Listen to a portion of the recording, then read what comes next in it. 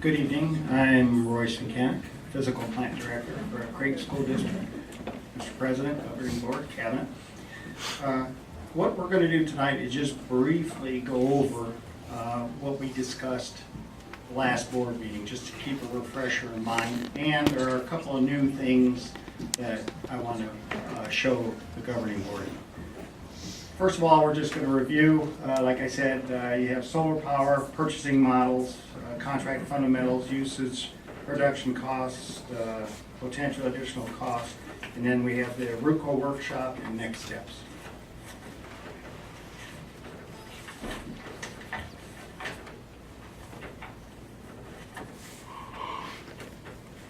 Last time we talked about why solar. Well, of course, it's clean, renewable energy. It's reduction in our carbon footprint, potential savings, incentives. We have STEM education for students, kilowatt hours, which is demand or netting. We'll get into that a little bit later. And additional parking structures instead of putting them on the roofs.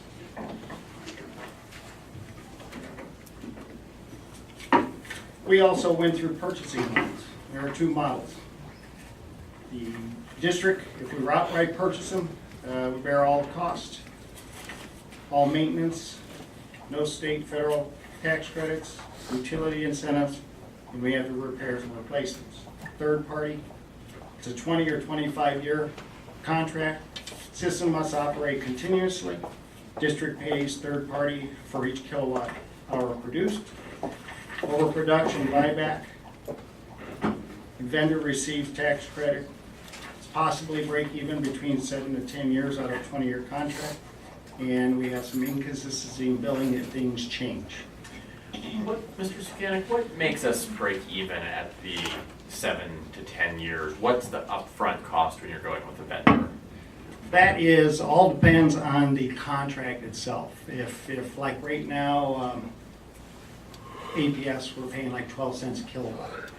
If our contract comes in at 13, 14, 15 cents a kilowatt, it's the time between us trying to catch up to that point to go beyond that where we would start saving money. Do you mean in terms of assuming that there were utility rates with APS are going to keep going up, Keep going up. Whereas a solar is going to be locked in, presumably? It's locked in, correct. It's interesting, I talked to our representative, SRP, Charlie Gruber, and he informed me, he says, believe it or not, SRP actually decreased by 1% this year, up until October. So we had a decrease instead of an increase. Then we reviewed contract fundamentals. You have utility rates, and that can vary by day, time, and season. Benefit to the district. A kilowatt hour produced depends on the moment of production. So as we're producing, it actually changes. Every 15-minute increments, you get a change in what, as we produce, how much we're going to be making off of that. District pays a set rate, which is whatever the contract falls. Just an example, could be 8.8, could be 10 cents, could be 11 cents. Don't know until we get into that kind of contract. Overproduction is overproduction is purchased from the district at a lower rate, which means if the contract, like APS right now, things are changing as I'm speaking. They have net metering, which is rolling over. Whatever you don't use rolls over to the next month. It can be used and rolled. And at the end of the year, if we have an excess of 100,000 kilowatts, and I'll show you a chart, that we've already paid, say, 10 cents for. At the end of that year, if we have an excess of 100 kilowatts, we'll only get paid 3 or 3.5 cents for that kilowatt that we already paid 10 cents for. So it's actually a loss to the district. Does the year end in December or in July? June, July. APS, that's December. APS is December. SRP is different. They begin in the middle of it, right? June, July, SRP. So both utilities are a little bit different. Production recorded by meter every 15 minutes, which means they have meter readings that quote how much that solar is being produced every 15 minutes and how much we're getting for that. It all depends if it's in the morning, or if it's in the afternoon, or if it's in the fall, or if it's in the summer, or if it's the spring. It all changes with all that. Here's the little graph that just want to make it a little bit clearer how it works. Paid solar, which is on the left-hand side, its cost of production is paid for by the district. Example of 700,000 at 8 cents, $56,000. So in 1 year, we've already paid for that. Now at the end of the year, on that production, if it's an overproduction, we will get what they call wholesale price that the SRP or APS will pay us back at 3 or 3.5 cents. So we're at a loss of 5 cents per kilowatt because we overproduced. I have a question. We keep talking about the problem of overproduction. If we were to, in the first place, purchase less panels or rent third-party less panels, wouldn't we not have that problem of overproduction if we kind of calculate that little bit of overproduction we're going to have during the summer we're going to end up using when school begins? That's very hard to calculate. We can calculate if we look at the kilowatt hours that we use. We'd have to do a history 3 to 4 years back. All the variable factors in there is weekends. Normally on weekends we shut down. Weekends nobody's going to be here, but we're going to produce. So we have to factor that in. We have days where we're going to have clouds or rainy days, whatever. We have to factor that in. There's so many factors into that. We can probably come close to it, or you can undersize and we'd be close, but don't know. Really don't know. It's like a... Could I just add something? Sure. In fact, you do size it so that you try not to overproduce. Yes. I mean, you do try to do that. That's in fact correct. It just, as Mr. Sukanik said, sometimes you overproduce because of the conditions, because your school shut down and so on and so forth. But you do try to size it to meet your needs. Thank you, Dr.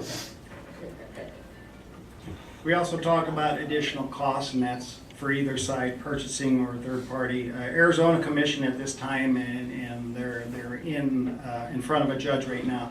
They're trying to change the structure of how to charge for people producing solar coming back to their grid. There's a lot of attorney fees and negotiation when we go into looking at a contract. Of course, building permits, district's responsibility for maintenance if it's ours, and APS monitoring costs.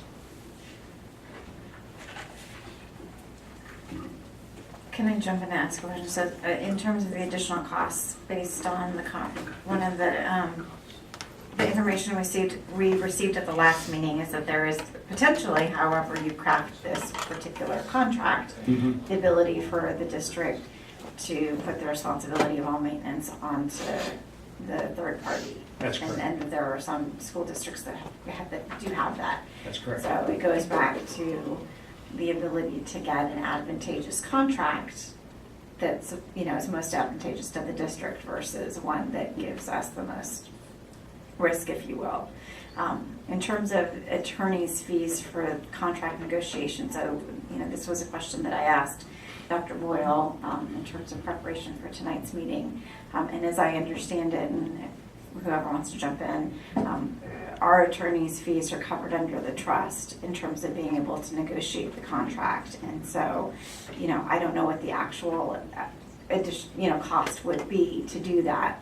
But if anyone has a rough ballpark estimate or what that looks like in terms of the identified skill set that we would need to be able to, get the most advantageous contract, is that, paid at a premium within the trust, or do we just, everyone get my gist?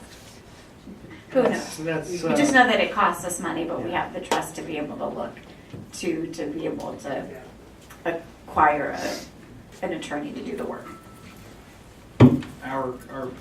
We've bought a policy as part of the trust, so that means what we pay for lawyers' fees is sort of a rolling average rather than paying bills as it's used. So the more lawyer we use, the higher that rate's going to be. So It's not like that's a free ride or anything.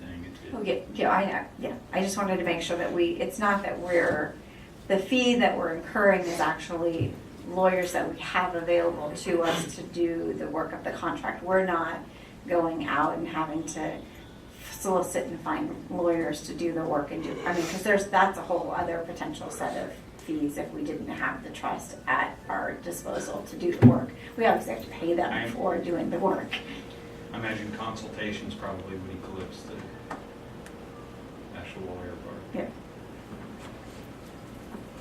And to further that, we had discussion on that, because this is such a complicated process and it's kind of young. We might not have that kind of counsel within our means. We might have to go out and have somebody who knows solar and knows exactly, so it protects the district. So that might happen, don't know. And then we had considerations, they're there, read them all. It's possible loss of savings that we talked about already. When the systems get older, as many discussions with contractors and stuff, they will start to fail. And between 15 to 18 years, or even sooner, within the last 10 years, they start to fail percentages. By the 20th year, most everybody said we had about a 20% loss. At the end of those 20 years, it's possible to buy the system. I don't know if it's going to be any good, how much longer it's going to run, and we'll have these systems sitting out here. And we were looking at an example like the way the computers run. They advance so fast. In 20 years, is that system going to be viable to us? And like we talked already, kilowatt hours change could be demand or net metering. I'll get into that. Of course, we talked about complexity of the contract. Return on investment. Some schools, of course, we know through the Auditor General are losing money and are trying to renegotiate contracts. Equipment liability, damage to rooftops. Now that has happened in the older systems that's been out there 4 or 5 years, APS has moved from rooftops to what they call elevated collectors, and we call them parking structures now, so we don't have them sitting on the roofs. Of course, you're going to need the space needed if you're going to put them on the ground. We'd have to calculate square footage, how many panels we need to know how many we'd have to put on our elevation. Appearance, we discussed that community members, we talked to Scottsdale, and I've called about 3 or 4 other districts. They did have some issues that the community didn't like the way they looked, didn't want them in their vision.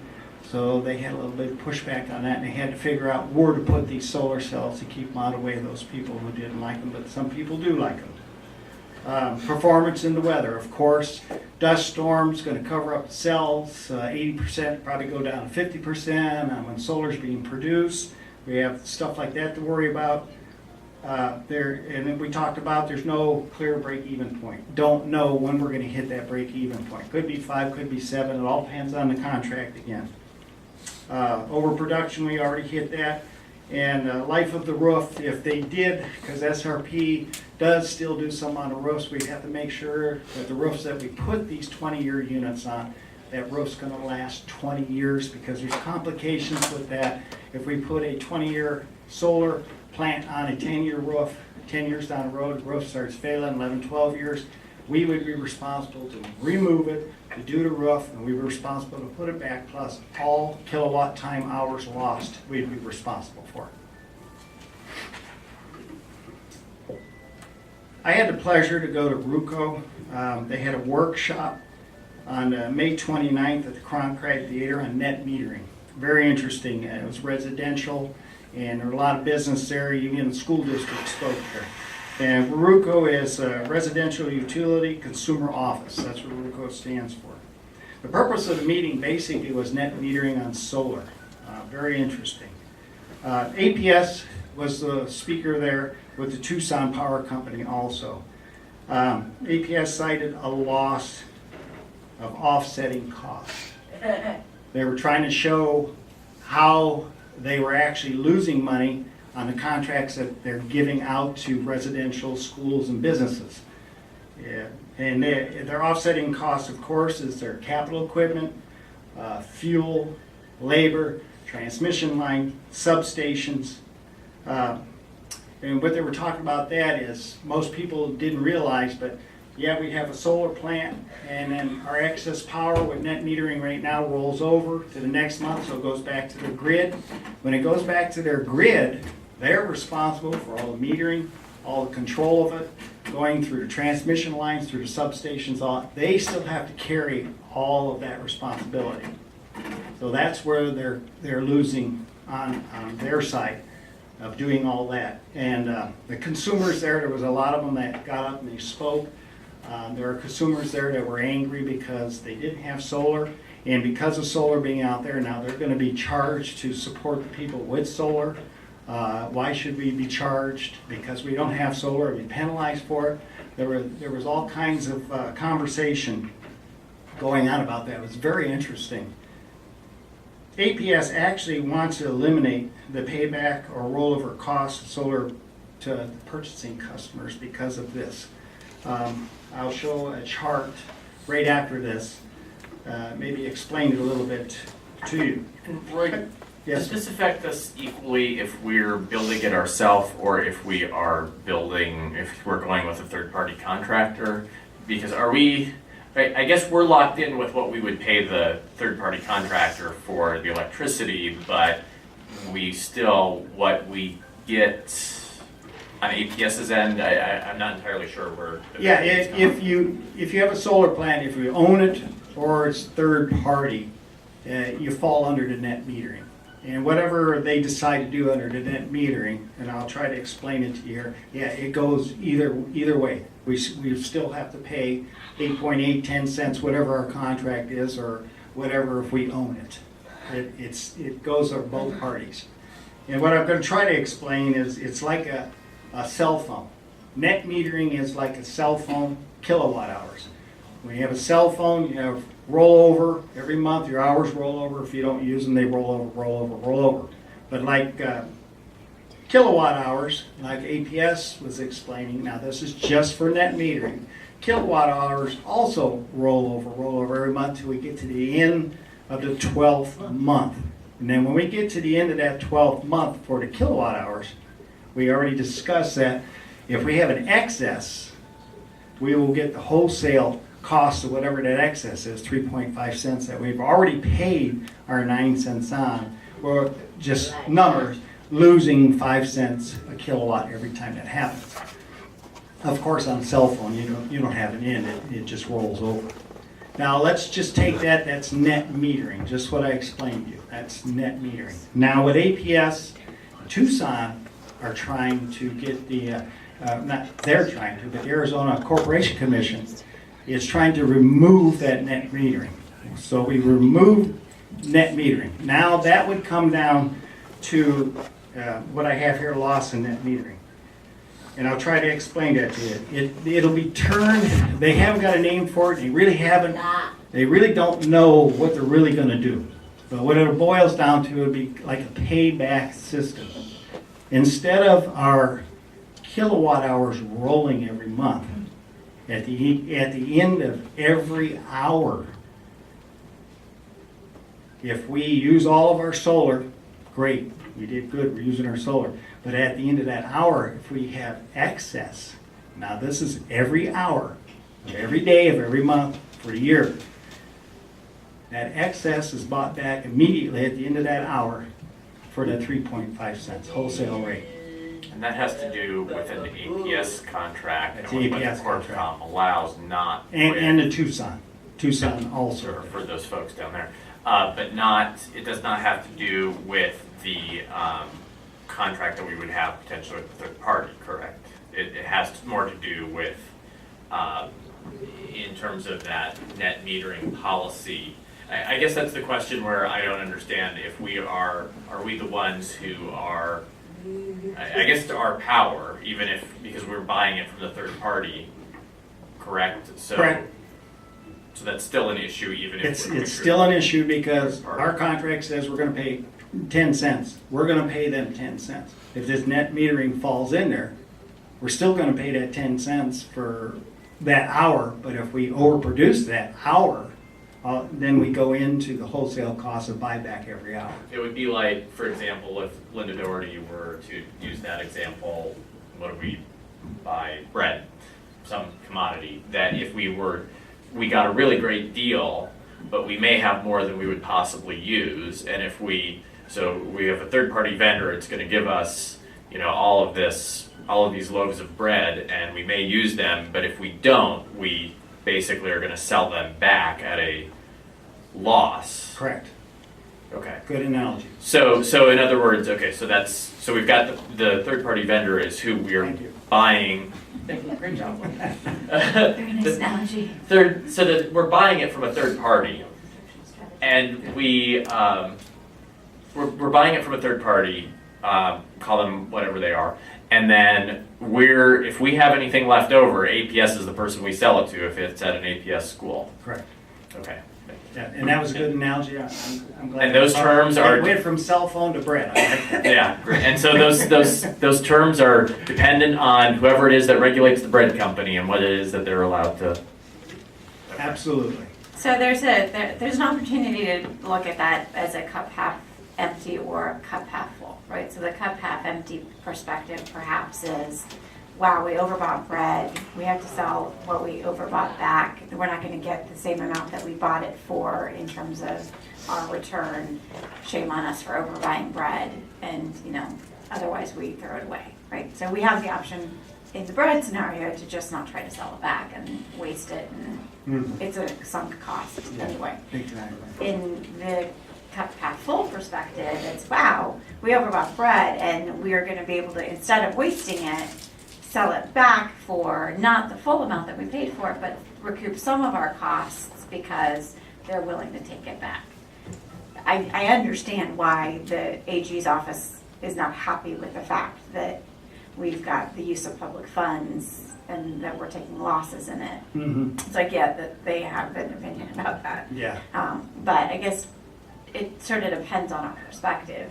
One could say, wow, we bought more than we made more than we could use, and the alternative could be we just lose it, right? And somebody could say, well, the advantage to the district is instead of just losing it and having to pay the 8 or whatever cents to produce it, which we're going to pay regardless, we're going to be able to recoup some of that cost, not at the full rate that we paid for, but at some portion of it.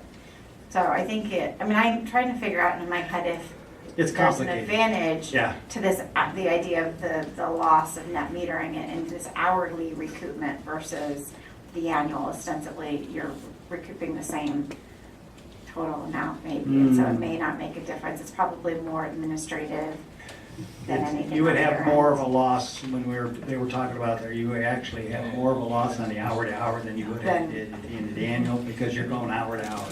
Yeah, you're prohibited from doing much carryover. Yeah. Yeah, you have From one nothing minute to to the next. depend on down in the future. Yeah. Your dependability is gone. And that was in the Auditor General report, which I left in my car, I brought for tonight to have as a reference. But I think it had actually said that if you, and currently, it is regulated by the Corporation Commission, but there's probably some wiggle room there. It did say that you want to check with your utility, and the more frequent they do the, whatever we're calling that, like the billing period Yeah, type thing. metering. The They call it more, metering. metering, the more likely you are to lose money. I mean, obviously, if we could carry it over the course of the whole 20-year contract, you get to the end of it, and That'd be 5 great. years out, we could say, hey, Yeah. employees, you can bring your fridges because we've already got a sunk cost. Bring back the refrigerators. Sorry, that was a cat that's Try to going back in the bag. Anyway. Matt, I'm trying to save money. Okay, I have 2 questions on the third party. Mr. Jewell asked, what is the upfront cost? And I didn't hear one. I know I expressed it at the last meeting that I went through this whole thing with my own home, and I was told with the third party there was no upfront cost whatsoever. Also, I forgot my second question. That depends on how you write your contract, and that could be Okay. true, and it could be what the district wants to take upon or what you put in the third-party contract. Okay. That's the answer to that. Yeah. And the second question is, okay, say, I know I've said this before, we keep talking about overproduction. Say a company comes out, and we're gonna simplify it a little bit, and says, okay, in order to run this school efficiently, right about the same, you need 10 panels, let's say. And we say, you know what, we really don't want to deal with overproduction, so let's just go with 8 panels. And then they say, well, then you're, sorry. You really need to go back there, okay? Let me talk. So then they say, well, you're not going to have enough solar.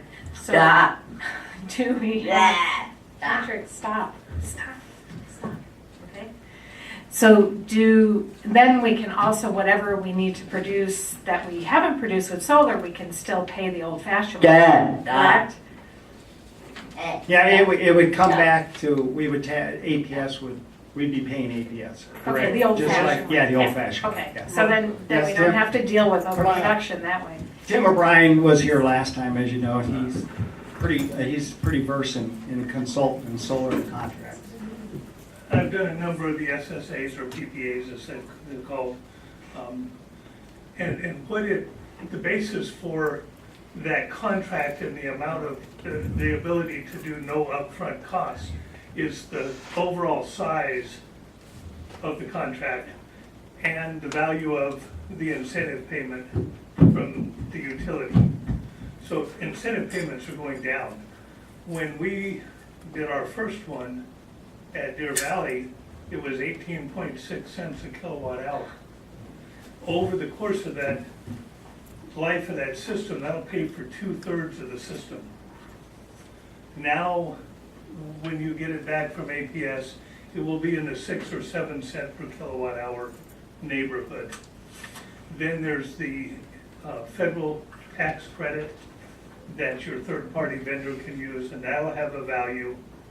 And then there's the inherent value of your 20-year annuity contract, your 20-year contract that you're entering into as a public entity and putting the good faith of the taxpayers of the district behind that contract. So it's a very good contract and has a lot of value. That will determine the kilowatt hour cost that you will pay, that they'll ask you to pay. And rolled up in all of that will be your upfront costs, your maintenance costs, your replacement pieces costs, and all of those things, so that you can have, if it's the correct size, a zero cost to the district up front. Whether that reduces your total overall utility costs or not depends on all these other things that we're talking about, the offset repayment and what APS does with the rate structure, which is subject to change anytime that they're allowed to file a rate case. But you can structure it and then do the numbers on it, and that's where we try to get to a break even.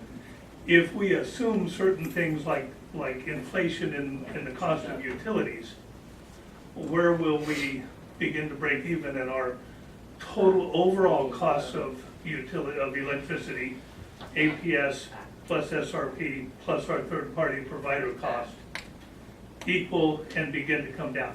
Over the total cost or the total life of a 20-year contract, every assumption model I've run, you win. That's not what the Auditor General wanted to hear. They instead wanted to know, what happened last year? How much money did you pay and how much money could you have bought it from APS for? And that's what you'll find in some of their comments. The Gila Bend comment particularly says, it would have been cheaper had the district simply bought the electricity from APS. They didn't want to talk about, in the long run, the district will benefit. So maybe they'll come back in year 7, do a new performance audit, and kudos for the district for saving money. Does that help explain a little bit? And those were only districts that had performance audits, which, Yes.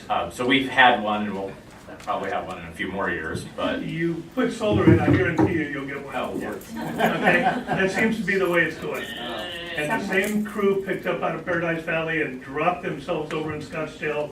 I don't think they took more than 2 weeks off, and they're moving right along.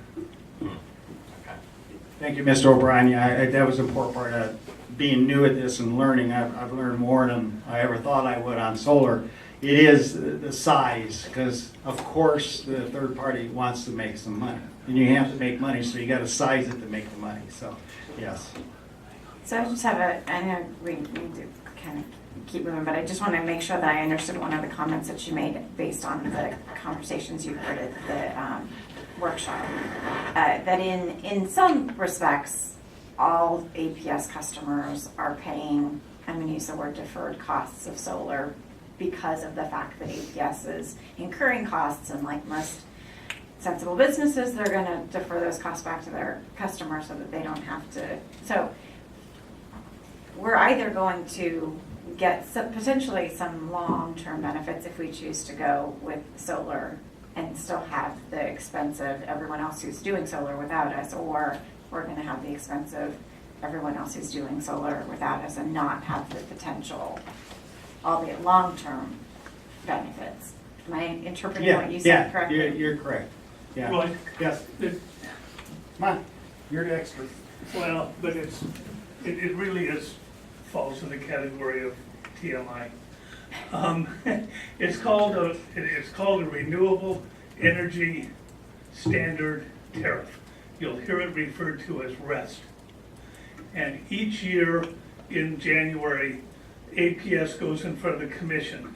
In the past, with a different commission, in 2009, the commission said to APS and TEP, we want you to fulfill a certain portion of your production portfolio with renewable sources. 15% in the case of APS before the year 2025, I think it was. Yeah.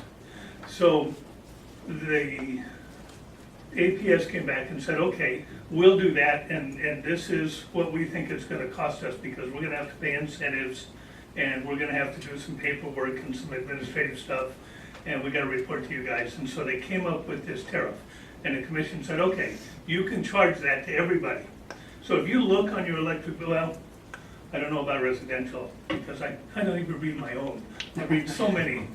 When we look at our bills, okay, for the commercial and for the schools, we will find this renewable energy standard tariff in there, and it's based on the kilowatt hours of usage. That's what the RUCO people are complaining about, what the residential people are complaining about, is everybody is paying this renewable energy standard tariff to benefit those places where APS has awarded an incentive. At the last board meeting, the last REST tariff review board meeting in January, the current commission, newly elected, expressed a desire to stop that practice. They, number one, don't want to supplement the solar industry any longer. And number two, they feel an inequity between users of solar and payers of the tariff. And they feel like that they want to do something about that. So they stopped, they locked the tariff in place and gave APS this 1 year, and all these workshops and everything are a part of this, before they make a decision about whether or not they're going to continue to allow APS to increase this tariff for any reason. Now, the tariff's locked in for all those incentives that have already been awarded, or it's probably locked in. I think probably legally it's locked in. But they don't need to give them any more to pay for any more incentives. And this net metering piece becomes a piece of this argument about what's the value of solar, and how is everybody getting a value for some people having solar? Are we all benefiting from this distributed generation model that we've created in the APS and the PEP service areas. And there's a lot to be said for that. But that's another policy shift that's going on with the newly elected commission. And there isn't anything to say that 4 years from now, a new commission with a new attitude might change all these things back again. So we are, and all these contracts and the law that allows us to do this prohibit us from renegotiating our contracts as a result of changes in the tariffs to APS. We're locked into the contract regardless of what happens to the tariffs. So Contract with, with a third-party Third party. provider, yeah. And under the law that allows us to do this kind of solicitation, they exempt changes to the tariffs, to the utility rates, from one of the things that you're allowed to, for cause, go back and change the contract. so in other words, we would still be locked in with the third party, am I understanding Yes, that regardless of that's what I'm what? saying, yeah. Okay. what We're locked in. We happens. can't- So we go locked back. in with our price with the third party. So if it's a good price and it gets more expensive, then we're locked in, even if Yes, corporate commission makes changes. cuts both ways, absolutely. Okay. Cuts both ways. But right now, the commission is, or the APS and TEP are trying to influence the rate structure so that it goes away from this KWH-based repayment and places a heavier burden, especially on commercial, on this demand side that pays for this infrastructure and those things that Roy was talking about. But they So it's haven't. tremendously complicated, it's fluid, and it's not going to end. Over 20 years, probably it's gonna end up being a good deal for everybody that got in. But that's why the question of what's the break-even point is a tough one to answer. Do we have the breakdown? Because it seems like we're getting the same presentation we had last. Yeah, it was a review. It's a review. Oh, okay, And okay, I know that there is still more to the presentation. Yeah. okay. It's Because I know ready to Tiffany go had off. asked for number breakdown. Yeah. Okay.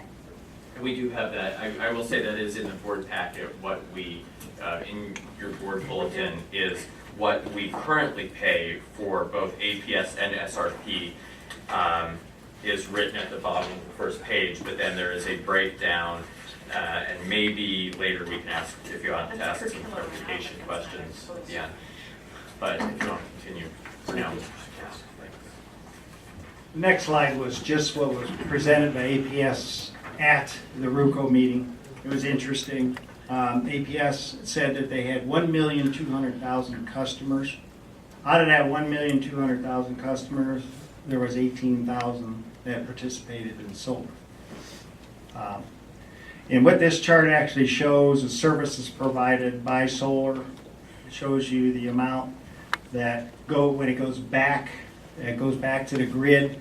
That's what APS benefits from, but everything above that blue index line there is what I was talking about in a couple slides back, that APS incurs all those costs. Transmission lines, labor, some of the fuel's still in there, everything that you see indicated on there.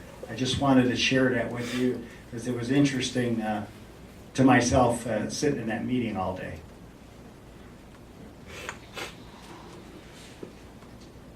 One thing I wanted to bring up too was brought up in the last meeting, I think it was Dr. Ildy asked about it, is the things that Creighton does. And I get APS and SRP newsletters.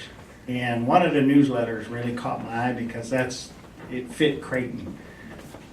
Mesa, the city of Mesa, and I'll come close to the number, was given a check by SRP for $239,000 in energy savings. And the energy savings was in two areas. One, new builds, just like we did a while ago, and all retrofits and everything upgraded to do energy savings, like LED lighting instead of sodium and stuff like that. So I thought I want to share that with you. That was interesting that they saved that much just in doing that little bit, energy conservation. And that's what Creighton does. We've been promoting that. all the stuff we've been doing is changing. All of our lightings, all electronic T8 lighting, so we're doing good in that arena. Even on the water side, we're about 92% complete on waterless urinals. So that's another actual energy save. We're saving water on the other end. Anything that we do, it's a retrofit to save money. And we've been saving it, just like right now, we're in the season, we got everything just about shut down, except where we have people in the offices, or we have some classes going on over at LCK. All the energy hogs, and I call them energy hogs, the air conditioners, are shut down. Last year, I'd have to get you the numbers, and I'm gonna bring it to you after the summer, share them with you. Last year, we had a savings of over $100,000, just in the not even 2 months, 6 to 7 weeks, as I try to stretch it, but Jim and Shar say, we gotta open these schools up, so wherever I can open the schools, I open them as far as I can get to try to save a little bit of money here and there to put back into the classrooms. That's a strategy that I have. And we all have at Creighton. I talk to teachers, I talk to children. We even have posters we stick up, please turn the lights off when you leave the room, all that kind of stuff. So now if we want to go into the next, if the board desires to move forward and investigate the viability of using solar power on any of our facilities, the next step is to hire a consultant. Tonight, our procurement manager, Tina Ziegler, is here to briefly discuss considerations for that purchase. Miss Tina? Behind you. Want to keep you awake, Greg. Good evening. Thank you so much for being so patient and waiting for my words for solar. Mr. President and members of the board, I'm going to really cut to the chase so that everybody can get home quickly tonight and get some much needed rest. I'd like to speak very briefly about concepts that might have been brushed over or misunderstood last week related to cooperative contracts and the role that cooperative contracts plays in procurement. I had a great presentation. I was going to give you all these great adjectives and tell you what procurement does and all the benefits and everything like that. But I think now what I'm going to just concentrate on is understanding cooperative contracting, the do's and don'ts of it. For example, cooperative contracting is a great way to buy something. Every pen, every office supply material that's in this district is bought through a cooperative contract with the City of Mesa, and it's an excellent contract. The lights in the ceilings is cooperative. Your computers are all cooperative. So I don't want to walk away here saying that cooperative is not good. However, by law, every district is responsible for their own due diligence on every single cooperative contract that we use. So when a vendor comes into my office, which they do quite often, they will wave a cooperative contract in their hand and say, but you can buy from me because I'm on this cooperative contract, not realizing that I am responsible, looking at that contract from the top to the bottom to make sure that that contract followed all school district procurement rules.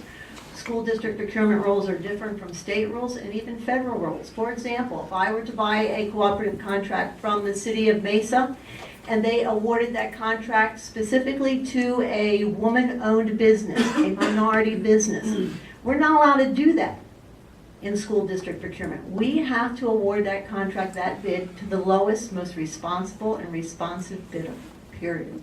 So there's things like that that I have to look at on a daily basis for cooperative contracting. But the good news is, if we do come to a contract for the district here, I am certified, I am a CPPB and a CPPO for procurement. That sets me apart 99% of every single purchasing person in school district procurement in the state of Arizona. That's how rare those two certifications are, and they're very well respected within procurement communities. Now I say that not to just flag my own, wave my flag and how great and wonderful this is. I'm just saying, I want you to understand clearly that when that time comes that we're going to really look seriously at what we want to do and how we want to do it, You have the expertise already in this office, provided that it has that additional help that is needed for this particular type of contract, because this contract is so different from what is standard. A normal contract, a normal procurement contract by law in every school district cannot last more than 5 years. The state contracts can last 10 years, but school procurement can only last for 5 years. This type of contract that we want to do is so specialized.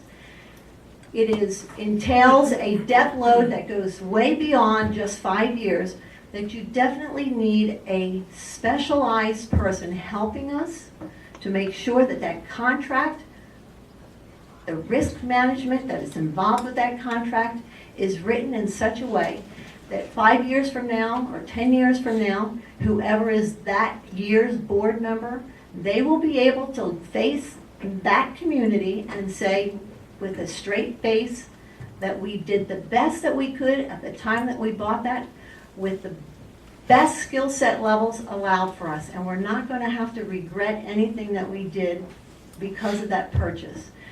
So I'm leaving hoping that you understand a little bit more about cooperative contracting, what it does not do, the due diligence that is demanded by statute for districts to do, and to understand that there was one concept last week that I was kind of concerned about, and it was said in a rush, but if I could erase one word, this would be the word that I would erase. It would be a pre-approved vendor list. There's no such thing. There's no such thing as a pre-approved vendor list for any contract anywhere. We are responsible to do our due diligence to make sure every contract that we use is responsible and responsive to the rules and the obligations for school district procurement. And with that, I will open it to any questions that you might have.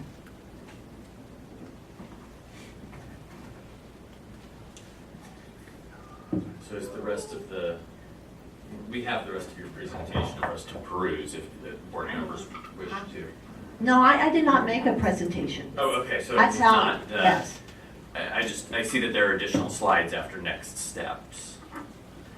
So, Roy's gonna. Okay, that's Those are last, all of the slides from, those were just, Ms. Ziegler, can I just ask a question?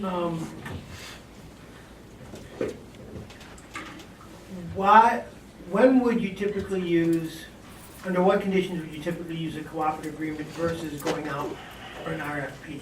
That's a very good question. I'm glad you asked that. That's why you're paid for what you do. Thank you. There are two reasons why I would probably choose to use a cooperative contract. The most important one is time. What is on my plate at any given time? That's where a cooperative contract helps smaller school districts like this. I used to work for Mesa Public Schools. Mesa has buying teams, 8 buying teams. Every buying team has an assistant buyer. They're all commodities. They're divided up.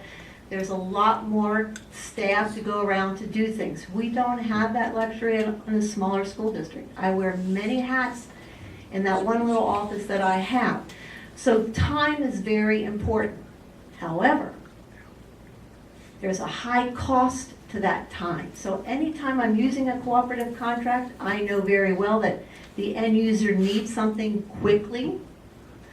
I can't get it to them quickly enough. If I were to do the contract, that cooperative contract, after I do my due diligence, would come in handy and save that end user for whatever, he needs to get. So it's time is a factor, but it's never ever about money, because there isn't a cooperative contract out there that would do better than the contract that I would create here and now in the present moment, not 9 years ago, not 5 years ago.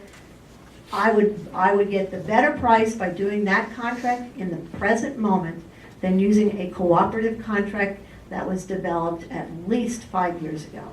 So it's never about money. It's most often about time.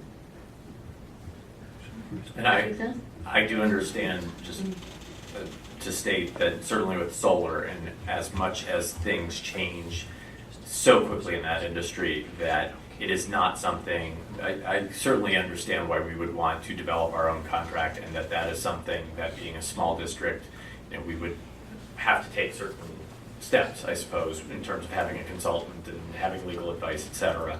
That's very different from what we normally do. So I thank you for that. Thank you, I appreciate it. Any other questions?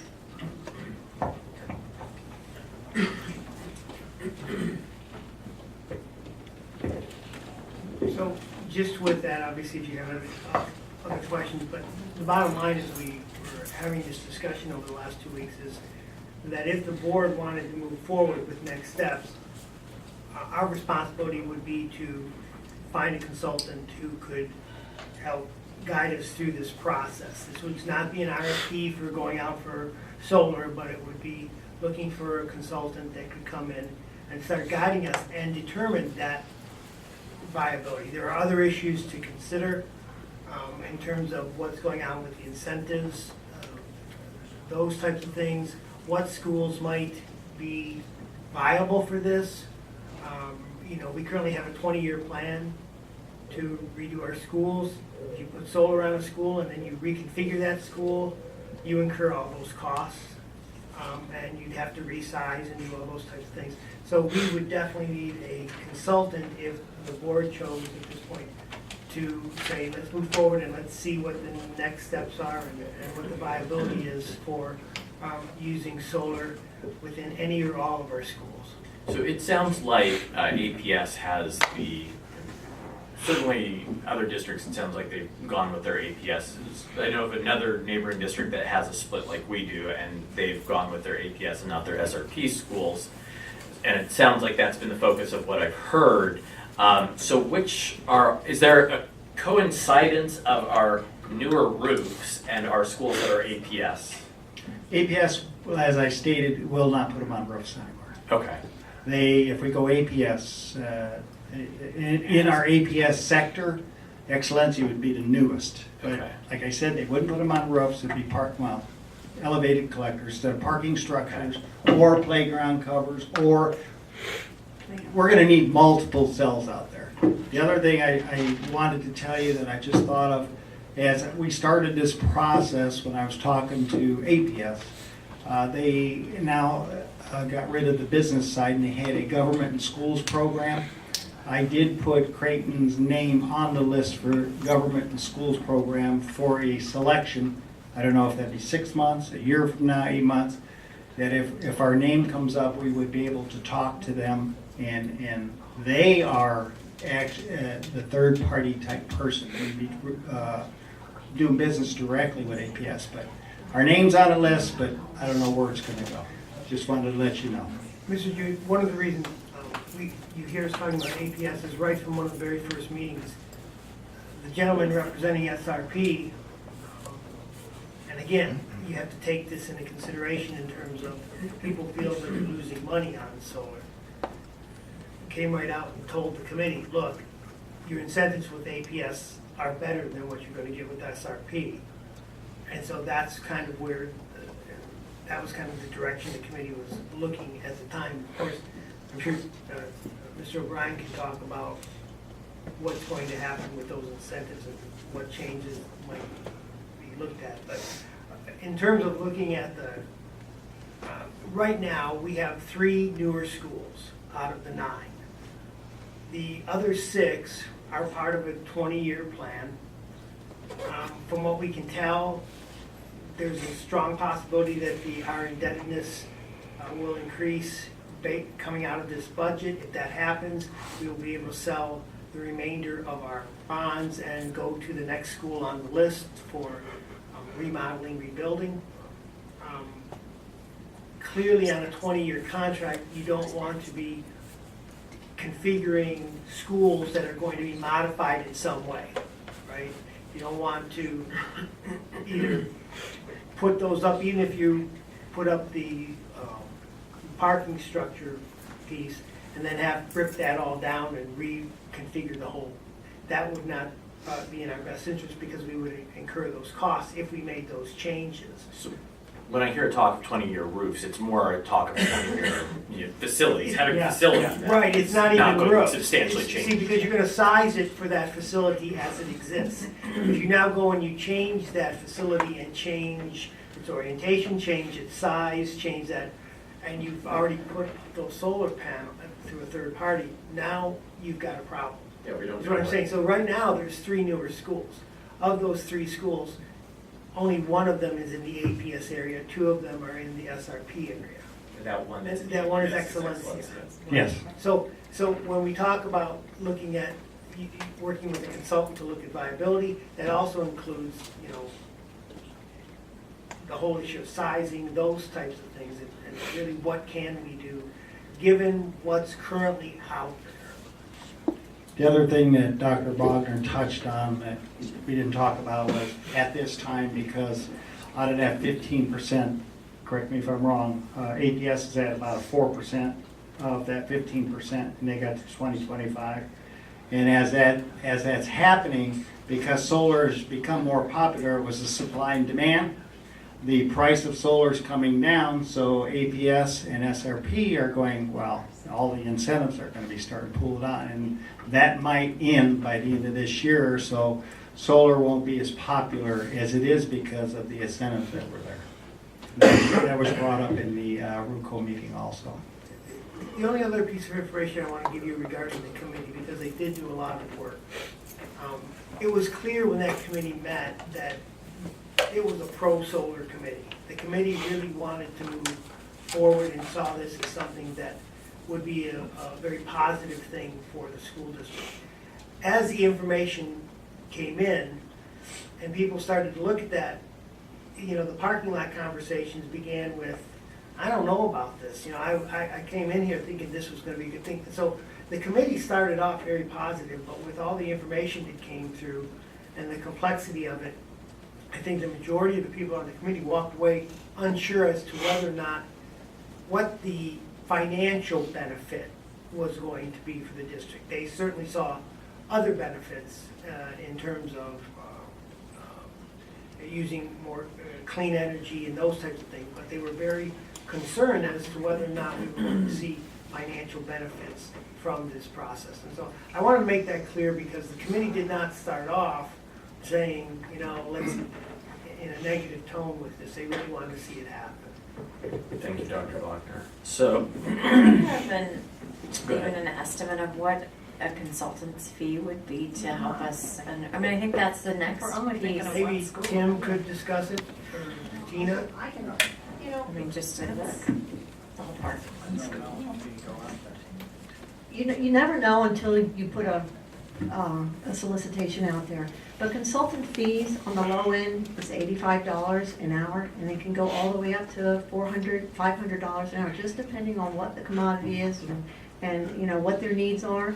I think you mentioned feasibility. That would be the best move for this type of consultation that we would want to do, is bring them in, have them free reign. They go about and talk to different subgroups of people and find out, you know, what the background is for this particular school district, you know, what kind of buildings that they have, and they'll either confirm or negate whatever it was that the committee made. But $85 is the low end, and that's a couple years back. I wouldn't be surprised if the low end now is at least $125 an hour and then on up.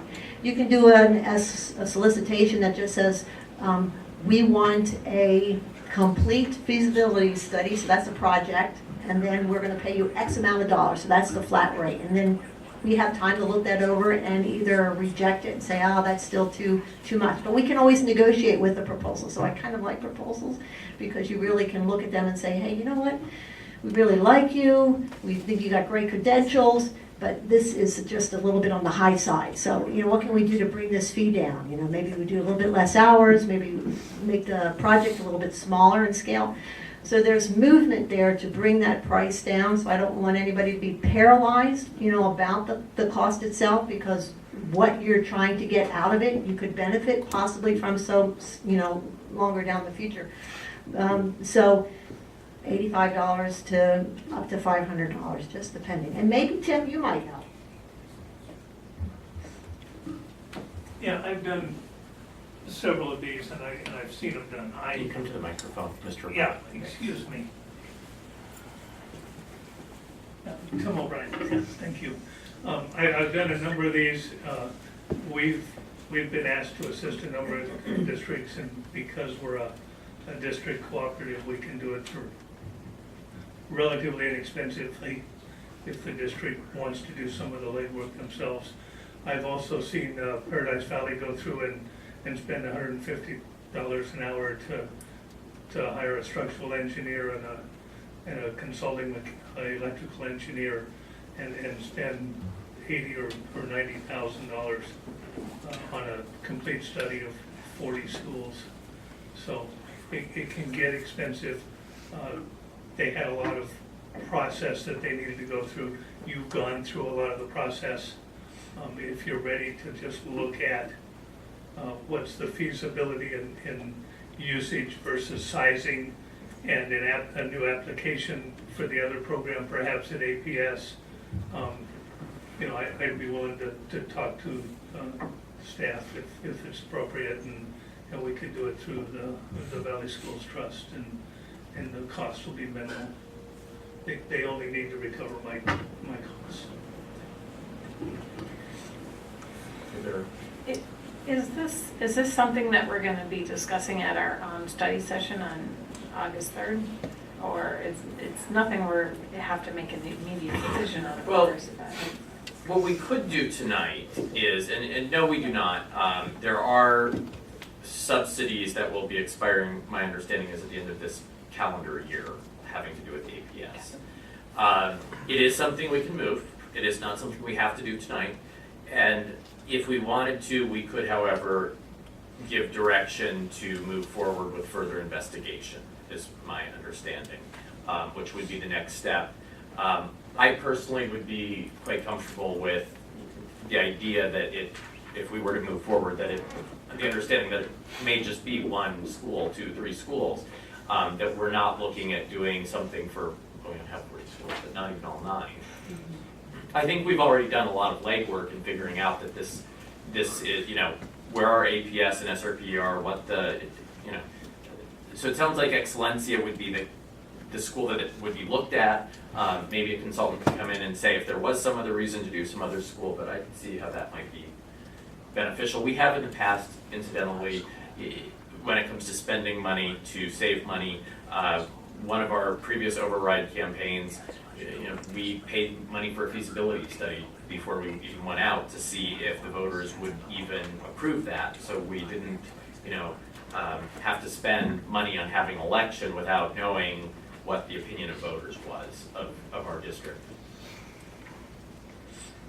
So I think there's some precedent of doing things where you have to spend some money to find out if you can save some money. Well, I mean, looking at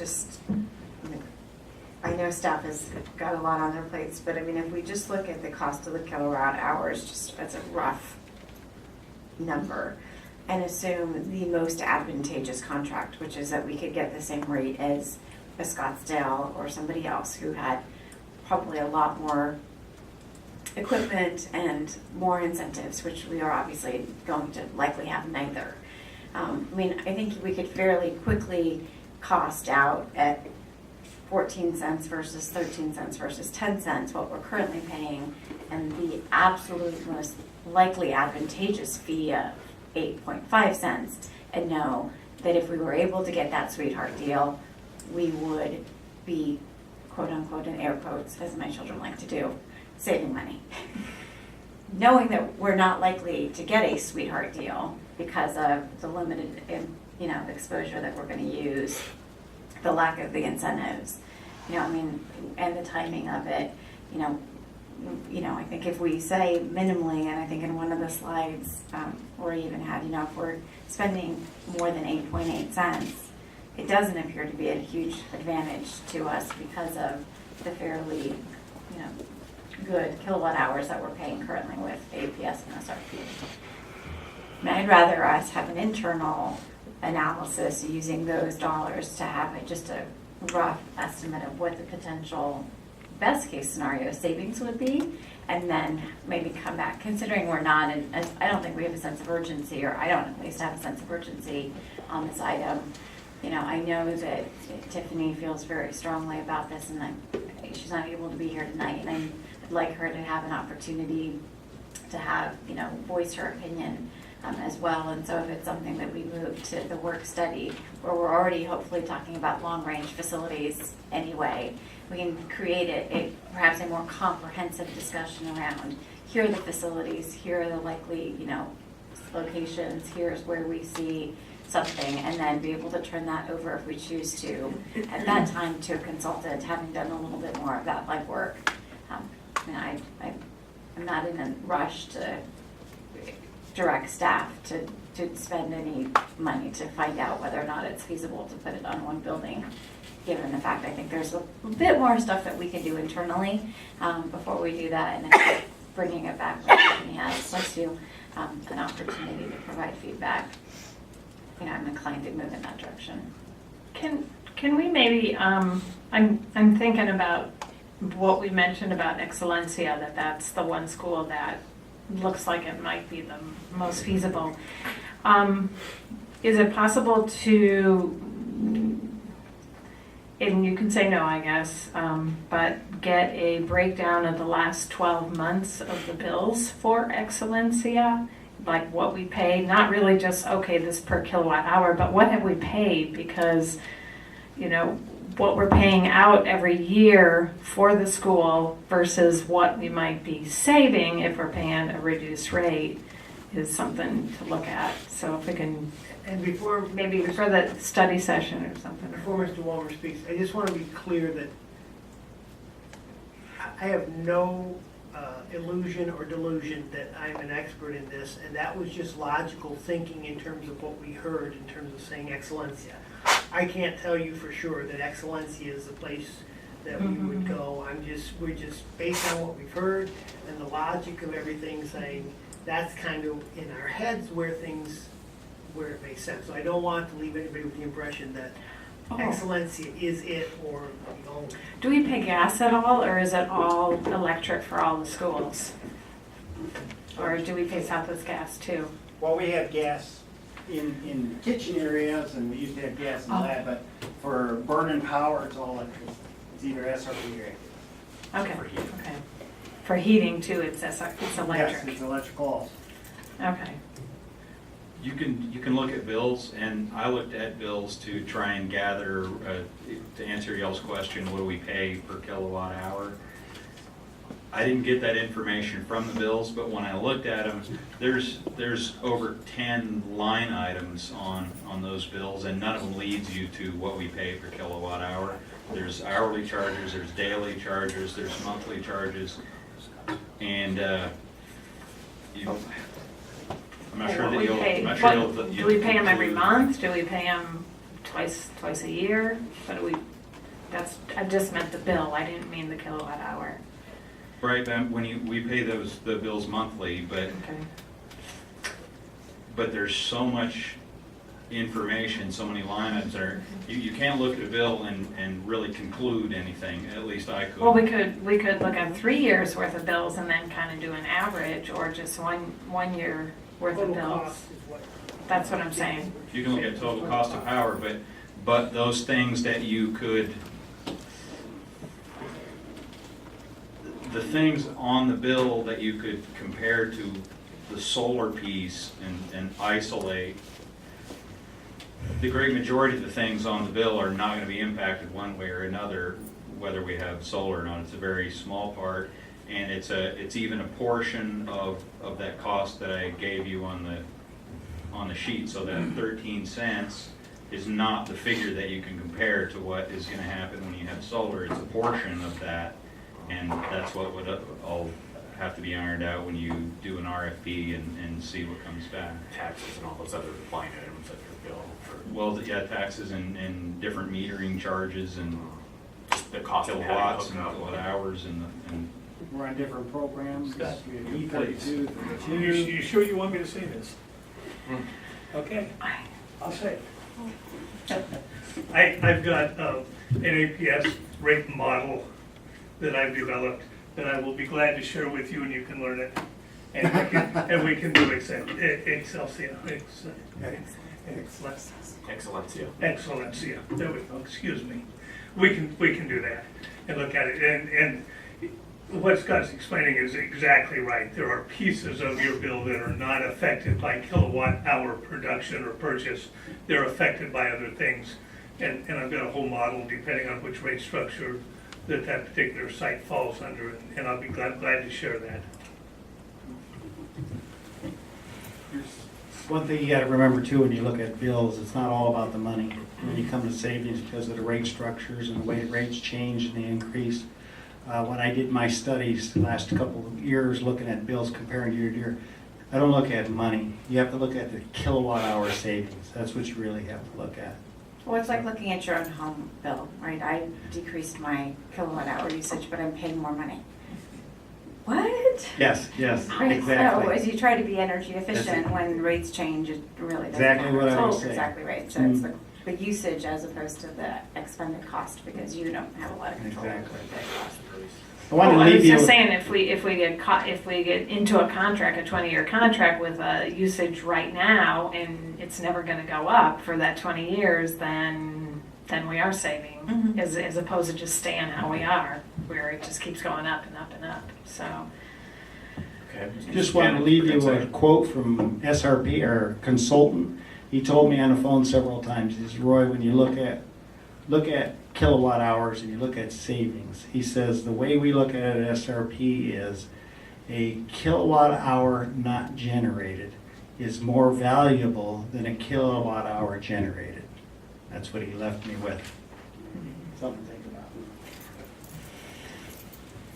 So we don't have to take action, we can move it to another time, but it seems like the path forward that's been laid out for us by staff, and my personal opinion sounds like to me sounds like a good one, is that the next step would be to dig deeper. But it sounds like that may be something that we would probably need outside help with. So what do we want to, I don't know, if we're just board wanna talking do about tonight? one school, I just don't, I mean, if we were talking about all 9 schools and different this and that, but I just don't see it with just talking about one school. I think Dr. Lesko was talking about looking within a little bit more before we start with paying money out to an outside consultant. Okay. But it's not necessarily just one school, it's somebody would take a look and see out of the APS schools probably. It's really looking at viability Right. across the system and what is that viability and again, I want to clarify that it's through logic and what we've heard that came to the conclusion that possibly Excellencia is a viable school to use, but that's not coming from people who do this every day. I do tend to think that it would take, we've dug so deep already, I think, with the solar committee. It sounds like we've done, maybe not everything, but we've done a lot of what we can do on our own. I don't know if that's I accurate. think for the most part, we've done what we have the ability to do. There could be some looking at rates and that type of thing. And like Tim's talked about using that rate model that he has, and we could certainly do that as kind of just an initial next step before we go further. So what does it take to make that happen of looking into the Nothing. rate model? Okay. Just every week, we can just do that. So this board then has the option, if we want to, bring it back at some point then when we have more information. Yeah. Okay. Well, I think it makes sense to bring it back for discussion in our work study in collaboration with the conversation of the long-range facilities. And I think that it's smart of us to wrap this into our discussion of bond, discussion of facility usage. You know, I had my ears perked up when I heard shade structures for playgrounds. I have to admit, that was exciting to me. But I think we need to, I'd like us to take a comprehensive approach as opposed to trying to just take, a piece of this at a time. And I think that our only opportunity to do a more comprehensive analysis will be at our work study. And so I'd love, as much more detail as we can available at that time, and then be able to sit down and really dig into it a bit more deeply. And then if at that time it makes sense to have a consultant come in and do a full-blown feasibility study, then we'll have already talked about facilities and be able to say, these are the ones that we don't anticipate are going to be, changed or remodeled or affected in the next X number of years. And that consultant's going to need to know that information anyway to be able to give us an effective evaluation. So I'd like to see it on the agenda for August 3rd. And it is a full day, so we've got time to talk. So. I'll bring cupcakes. Okay, so is that something, if that's what the board wants to do, we can move on to the next presentation. If that's, okay, and we don't need any motions for that. So the next item is a presentation